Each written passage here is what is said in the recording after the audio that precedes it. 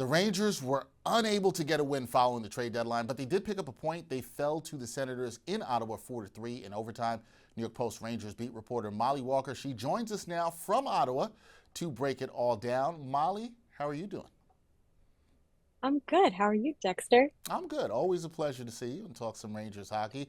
But Molly, I need you to break down what happened in this game for me because the Rangers had a two-goal lead in the third period. They could not hold on. So what went wrong? And how disappointing of a loss is this considering where the team is in the Eastern Conference wildcard race? Yeah, they did jump out to a 2-0 lead on goals from Carson Soucy and Mika Zibanejad, but it never quite felt like they were in complete control of this game. I mean, the Senators, they're a really good team, obviously. They're right in the same position as the Rangers are, just battling for their life, trying to get into this playoff position here.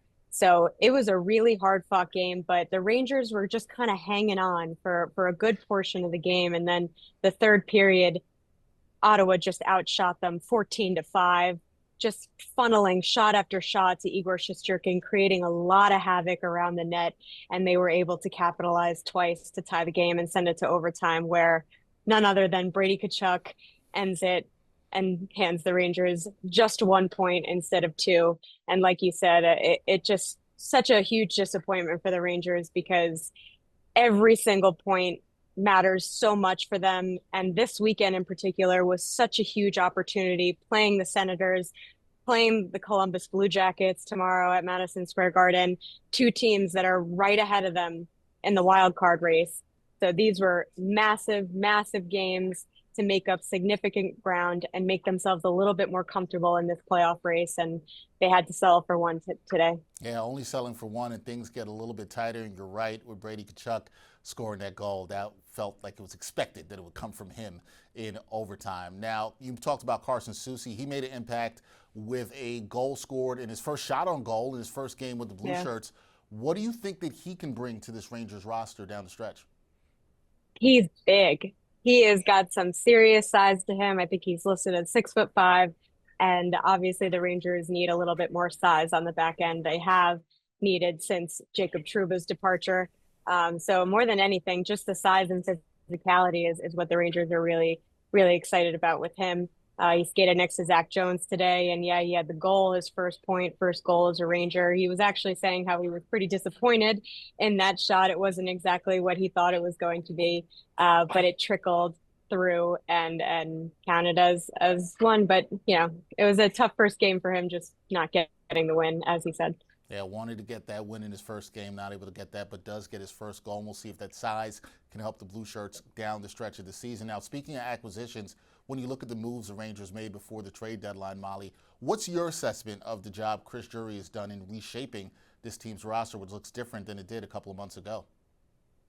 I think Drury did exactly what he had to do, which was getting something in return for his impending unrestricted free agents. Obviously, the Rangers have a lot of guys who were due for new contracts at the end of this season. So, not going to be able to keep all of them. Riley Smith, Ryan Lindgren, Jimmy Vesey, all very good players, especially Ryan Lindgren, who's been here for so long.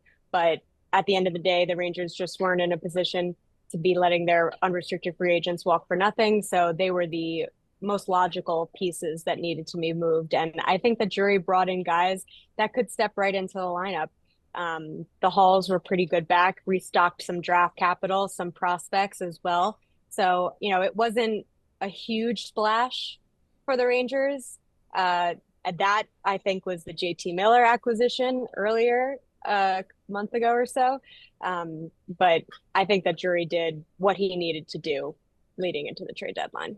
All right, GM did what he needed to do, and now we'll see if the team can do what they need to do and get into the postseason. And this is the last thing we're going to talk about here, Molly, because you mentioned it. Another big opportunity for the Rangers back at MSG tomorrow night. They will battle the Blue Jackets, who they're tied with right now for the second wild card spot in the East. What are the keys in your eyes for this game in terms of the Blue Shirts bouncing Columbus at the Garden on Sunday? We need the desperation. I think that the Rangers, time and time again this season, just have not delivered in these big moments that they've had to. And this game today is the perfect example of it. They were right there, they had it right there, and they don't deliver to the fullest. They're going to need to deliver to the fullest against the Blue Jackets. If they play them twice, including tomorrow, so they have two opportunities to gain some ground on them in the wild card race. And as Artemi Panarin said to me earlier, they don't have any time to be frustrated by this game. They have to move on because tomorrow's just as big. Got to bounce back. And look, it's desperation time. Got to play with that playoff intensity if you want to get into the postseason. We'll see what the Blue Shirts are able to do against the Blue Jackets at the world's most famous arena on Sunday evening. That is Molly Walker, Rangers beat reporter for the New York Post, doing a great job covering them up in Ottawa. Molly, enjoy the time in beautiful Ottawa, and I'll see you soon. Thanks so much, Dexter.